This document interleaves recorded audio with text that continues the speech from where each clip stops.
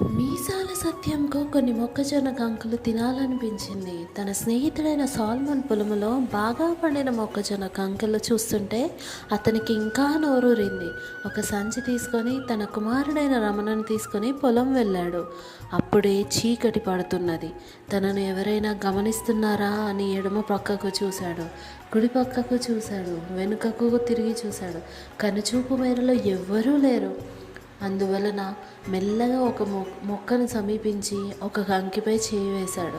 అతడు మొదటి కంకిని తెంపేలోపు అతని కుమారుడు, డాడీ నువ్వు పైకి చూడలేదు అన్నాడు. మనం కూడా మనుషులు ఎవరు చూడకుండా పాపం చేయగలం, కానీ దేవుడు చూడలేని వాడు కాడు. ఆయన ఎప్పుడూ మనల్ని గమనిస్తూ ఉండను. ఆయనకు తెలియకుండా మనం ఏ పాపము కూడా చేయలేము. చూచుచున్న దేవుడము నీవే అని పేరు తనతో మాట్లాడిన యెహోవాకు పెట్టెను. ఆదికాండము 16వ అధ్యాయం 13వ వచనము.